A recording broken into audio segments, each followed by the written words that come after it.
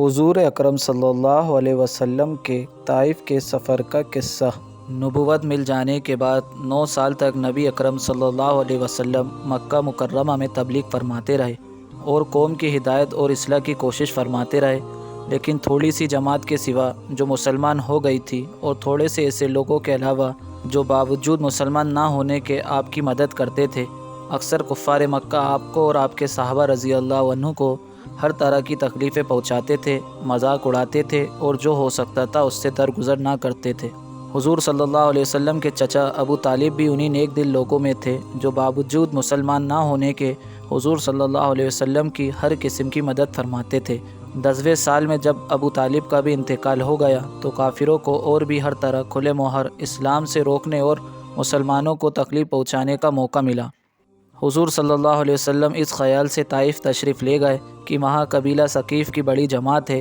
اگر وہ قبیلہ مسلمان ہو جائے تو مسلمانوں کو ان تکلیفوں سے نجات ملے اور دین کے پھیلنے کی بنیاد پڑ جائے۔ وہاں پہنچ کر قبیلے کے 3 سرداروں سے جو بڑے درجے کے سمجھے جاتے تھے گفتگو فرمائی اور اللہ کے دین کی طرف بلایا اور اللہ کے رسول کی یعنی اپنی مدد کی طرف متوجہ کیا، مگر ان لوگوں نے بجائے اس کے کہ دین کی بات کو قبول کرتے یا کم از کم عرب کی مشہور مہمان نوازی کے لحاظ سے ایک نووارد مہمان کی خاطرداری کرنے سے صاف جواب دے دیا اور نہایت بے رخی اور بد اخلاقی سے پیش آئے۔ ان لوگوں نے یہ بھی گوارا نہ کیا کہ آپ یہاں قیام فرما لیں۔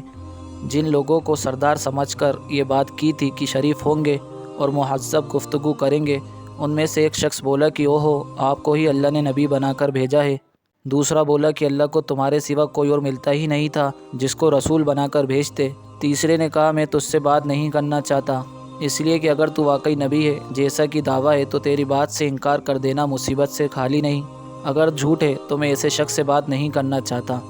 اس کے بعد ان لوگوں سے نا امید ہو کر حضور اکرم صلی اللہ علیہ وسلم نے اور لوگوں سے بات کرنے کا ارادہ کیا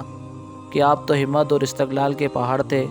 مگر کسی نے بھی قبول نہ کیا، بلکہ بجائے قبول کرنے کے حضور صلی اللہ علیہ وسلم سے کہا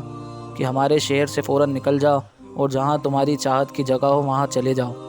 حضور اکرم صلی اللہ علیہ وسلم جب ان سے بالکل مایوس ہو کر واپس ہونے لگے تو ان لوگوں نے شہر کے لڑکوں کو پیچھے لگا دیا کہ آپ کا مذاق اڑائیں، تالیاں پیٹیں، پتھر ماریں،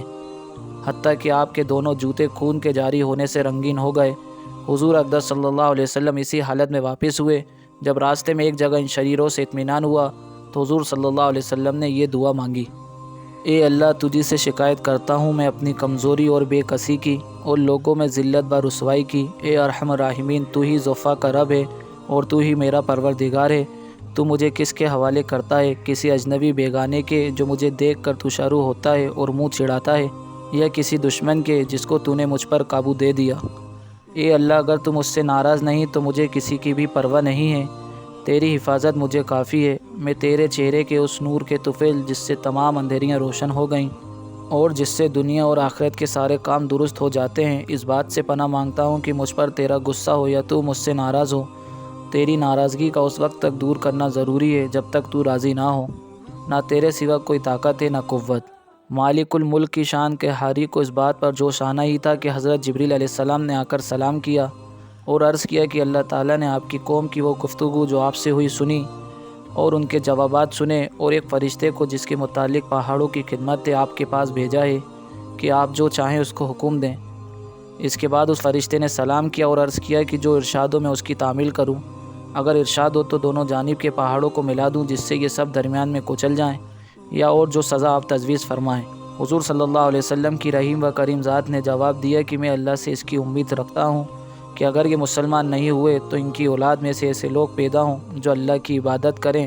فائدہ یہ ہیں اخلاق اس کریم ذات کے جس کے ہم لوگ نام لیوا ہیں کہ ہم ذرا سی تکلیف سے کسی کو معمولی گالی دے دینے سے ایسے بھڑک جاتے ہیں کہ پھر عمر بھر اس کا بدلہ نہیں اترتا، ظلم پر ظلم کرتے رہتے ہیں اور دعویٰ کرتے ہیں اپنے محمدی ہونے کا، نبی کے پیرو بننے کا۔ نبی کریم صلی اللہ علیہ وسلم اتنی سخت تکلیف اور مشقت اٹھانے کے باوجود نہ بد دعا فرماتے ہیں اور نہ کوئی بدلہ لیتے ہیں۔